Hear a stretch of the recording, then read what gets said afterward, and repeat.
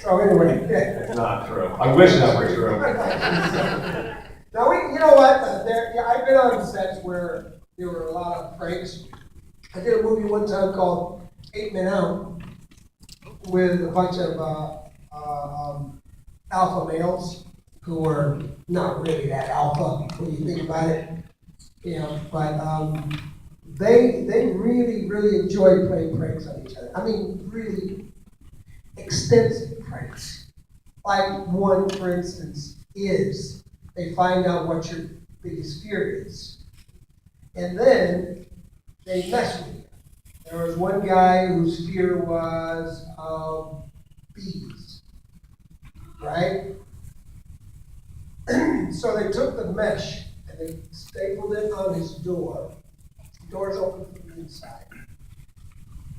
Then they built the framing and they bought or they rented about 4,000 bees. And they put them in the netting, and then they rang the doorbell many, many times and banged on the wall. And when he opened the door and yelled, there are like 4,000 bees going right in his face. See, this is why whenever anyone asks me what my biggest fear is, I always say chocolate chip cookies.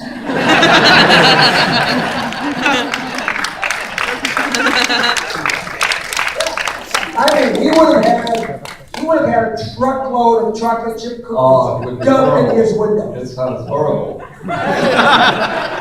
Please don't. I got biggest fears, buddy. How about you, sir, that? Describe your relationship with the director, yourself as actors. You're able to do basically what you wanted to do, or you had any relationship with the director where you wanted to do a certain way, and it could be arranged, and you disagreed, or you had a disagreement, or you thought you could play your part in some manner, and the director said, well, maybe I think it's a little stronger way. A lot of directors like to do it their way. James Gunn is among them, and his way is really cool. His script, his writing is very concise and very visual. So there's not really a lot that your imagination, he allows you that freedom, but you know what? It's already there on the page, and it's like, wow, it's so obvious what you can do, and that there's not a lot of, I don't want to say player, but you don't feel the need to go off page or off book. I think one of the reasons that you guys could feel free to jump in, but I think one of the reasons the movie works is that James really does a very good job of getting people on board with what his vision is. So he goes in, he has a specific vision for what the movie looks like, and I think he pretty much knows that the actors and the people on the crew are on board. We're all sort of on the same ship that's moving forward. So I think that we do sort of know going in. I mean, there's always going to be wiggle room here and there, but for the most part, we're on the same page before we show up to work. Yeah, except for like stuff like, I mean, I think I've gone onto a set several times with the absolute opposite haircut. He told you those stories? Yeah.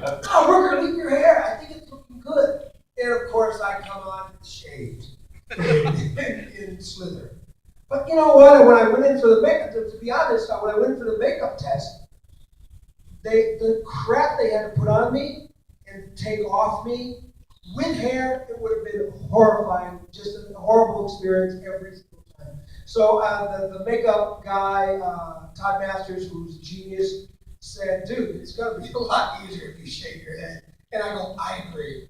And I shaved my head that instant. And so that's on a spur of the moment thing that we needed to do for a certain thing to happen.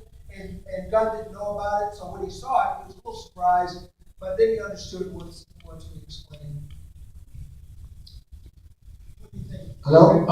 Well, with James, it's I just reiterate what they said. He's so clear in terms of what he wants and what he's seeing. And it does change as it goes along, but it changes in his mind, in his head as he's watching.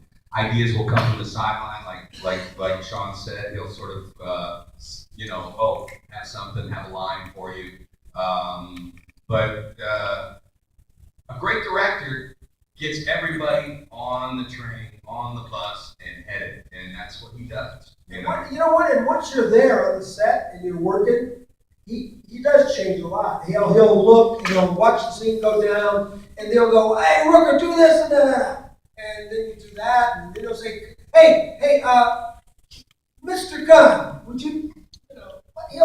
He'll come up with stuff on the cusp right there, and you do as well, and then he'll say, "I like that. Do that again. Do that again." You know, that kind of stuff. Yeah.